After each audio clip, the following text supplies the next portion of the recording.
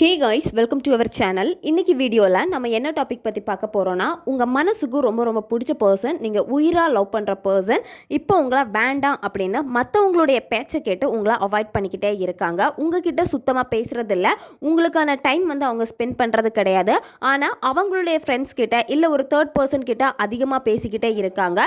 உங்களுக்கான அந்த ரெஸ்பான்ஸ் எதுவுமே இல்லாமல் இருந்து உங்களை விட்டு விலகி போகிறாங்க அப்படின்னா, இந்த மெத்தடை நீங்கள் செஞ்சீங்க அப்படின்னா வெறும் 3 நாளில் அவங்களே தேடி வந்து பேசுவாங்க. நம்ம வீடியோக்குள்ளாடி போக முன்னாடி நம்ம சேனலை நீங்கள் இதான் ஃபர்ஸ்ட் டைம் பார்க்குறீங்கன்னா மறக்காமல் சப்ஸ்கிரைப் பண்ணிக்கோங்க. பக்கத்தில் இருக்கிற பெல் பட்டனையும் கிளிக் பண்ணிக்கோங்க.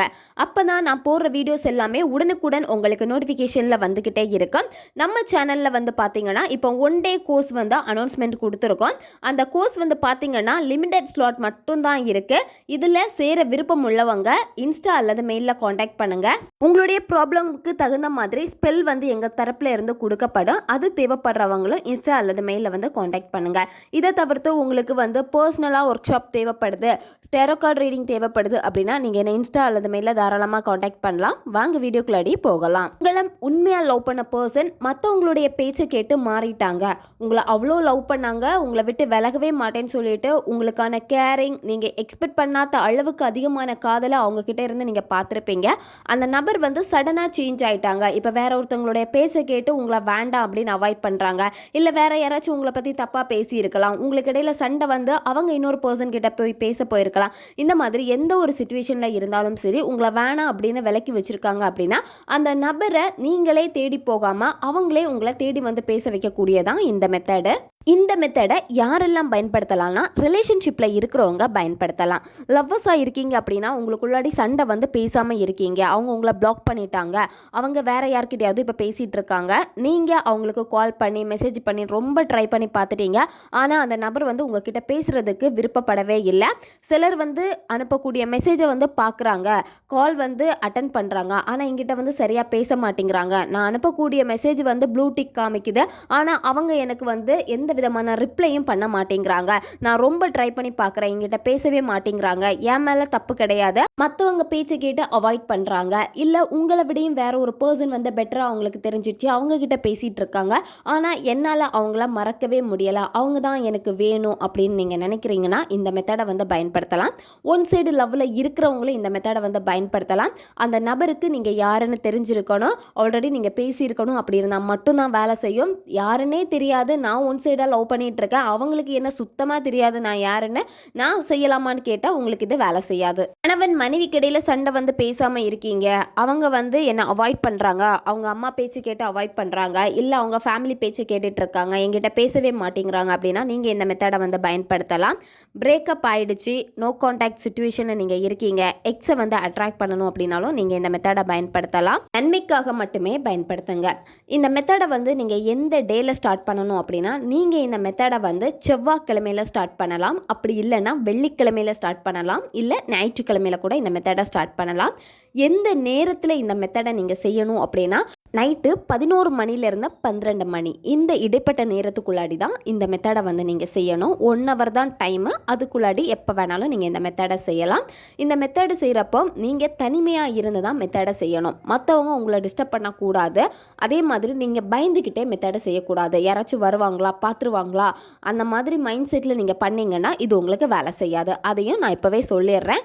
நீங்கள் எப்போ அமைதியான ஒரு மனநிலையில் இருந்து உங்களுடைய மனதை ஒருநிலைப்படுத்தி உங்களுடைய வைப்ரேஷன் எல்லாமே பாசிட்டிவாக கரெக்டாக நீங்கள் இந்த பிரபஞ்சத்துக்கிட்ட கொடுக்குறீங்களா, அப்போ நீங்கள் நினைக்கக்கூடிய விஷயம் ஈஸியாக உங்ககிட்ட சேரும். இந்த மெத்தடை நீங்கள் குளிச்சு முடிச்சுட்டு தான் செய்யணும். காலையில் நீங்கள் தலைக்கு குளிச்சிட்டிங்கன்னா ஈவினிங் உடம்புக்கு குளிச்சுட்டு இந்த மெத்தடை செய்யுங்க. நான்வெஜ் சாப்பிட்டுட்டு மெத்தடை செய்யக்கூடாது. பெண்கள் தீட்டு சமயத்தில் இந்த மெத்தடை செய்யக்கூடாது. நீங்கள் அமைதியான ஒரு பிளேஸை சூஸ் பண்ணிக்கோங்க. உங்களுடைய பூஜை ரூம், அப்படி இல்லைன்னா தனியாக இருக்கக்கூடிய ரூம், இந்த மாதிரி ஏதாச்சும் ஒரு ரூம் சூஸ் பண்ணிக்கோங்க. ஆல்ரெடி நான் சொன்ன மாதிரி நீங்கள் மட்டும்தான் இருக்கணும், மற்றவங்க உங்களை டிஸ்டர்ப் பண்ணவே கூடாது. வெறும் தரையில் உட்காரக்கூடாது, ஏதாச்சும் விரிப்பு போட்டு அதுக்கு மேலே உட்காந்துக்கோங்க. உட்காந்துட்டு நீங்கள் கிழக்கு நோக்கி தான் உட்காரணும். ரெட் கலர் கேண்டில் அல்லது பிங்க் கலர் கேண்டில் இல்லை தீபம் ஏற்றி வச்சுருங்க. ஃபஸ்ட்டு நீங்கள் மெடிடேஷன் பண்ணணும். அதாவது நீங்கள் உங்களுடைய மனதை ஒருநிலைப்படுத்த போகிறீங்க. ஒருநிலைப்படுத்துறது வேறு ஒன்றுமே கிடையாது. உங்கள் மூச்சை கவனித்தா போதும். மெதுவாக உங்கள் மூச்சை உள்ளே இழுத்துட்டு வாய் வழியாக மூச்சை வெளியே விடுங்க. இந்த மாதிரி செய்கிறப்போ உங்கள் மைண்டு ரிலாக்ஸ் ஆகும். அதுக்கப்புறம் நீங்கள் என்ன பண்ணணும்னா, யாருக்காக இந்த மெத்தடை செய்ய போகிறீங்களோ அந்த நபருடைய ஃபோட்டோ, அவங்களுடைய ஃபோட்டோ உங்ககிட்ட இருக்குது அப்படின்னா அந்த ஃபோட்டோவை பாருங்கள். அந்த பர்சன் கூட இருந்த நல்ல நிகழ்வுகளை எல்லாம் நினச்சி பாருங்கள். இந்த மாதிரி நீங்கள் நினைக்கிறப்பவே உங்களுக்குள்ளாடி ஹாப்பியான ஒரு மூமெண்ட் கண்டிப்பாக க்ரியேட் ஆகும். அதுக்கப்புறம் நீங்கள் என்ன பண்ணணும்னா 3 கிராம்பு எடுத்துக்கோங்க. கிராம்பு முனை எதுவுமே உடையக்கூடாது. ரொம்ப ஸ்ட்ராங்காக இருக்கக்கூடிய கிராம்பை பார்த்து எடுத்துக்கோங்க. கிராம்புடைய தண்டு பகுதி பார்த்தீங்கன்னா ரொம்ப திக்காக இருக்கும். அந்த மாதிரி இருக்கக்கூடிய கிராம்பு எடுத்துக்கோங்க. ரொம்ப மெலிசாக இருக்கக்கூடிய கிராம்பு எடுத்துக்காதீங்க, அது உடஞ்சி போயிடும். ஃபஸ்ட்டு நீங்கள் என்ன பண்ணணும்னா, இடது உள்ளங்கையில் அந்த நபருடைய பேரை எழுதிக்கோங்க. ரெட் கலர் பென்னால் எழுதிக்கோங்க அல்லது பிங்க் கலர் பென்னால் எழுதிக்கோங்க. அதுக்கப்புறம் நீங்கள் எடுத்து வச்சுருக்கக்கூடிய 3 கிராம்பையும் உங்கள் இடது உள்ளங்கையில் வச்சுட்டு கையை மூடிடுங்க. அதுக்கப்புறம் நீங்கள் என்ன பண்ணணும்னா, 1 கிராம்பு எடுத்துட்டு, அதாவது மொத்தம் 4 கிராம்பு எடுக்கணும். 3 கிராம்பை உங்கள் இடது உள்ளங்கையில் வச்சுக்கோங்க. 1 கிராம்பை வலது பக்கம் வாயில் ஓரமாக போட்டுக்கோங்க, கடிக்கக்கூடாது. அதுக்கப்புறமா உங்கள் கையில் இருக்கக்கூடிய அந்த ஃபோட்டோவில் அந்த நபருடைய புருவ மத்தியை நீங்கள் ஃபோக்கஸ் பண்ணுங்கள். புருவ மத்தியை நீங்கள் ஃபோக்கஸ் பண்ணுறப்போ அவங்களுடைய முழு உருவமும் உங்களுடைய மனக்கண்ணால் பார்க்க முடியும். 2 நிமிஷம் ஃபோட்டோவை நல்லா பாருங்கள். பார்த்துட்டு அதுக்கப்புறம் என்ன பண்ணணும்னா, உங்கள் கண்களை மூடிக்கோங்க. கண்களை மூடிட்டு உங்களுடைய இடது கையை நீங்கள் மூடி வச்சுருப்பீங்க.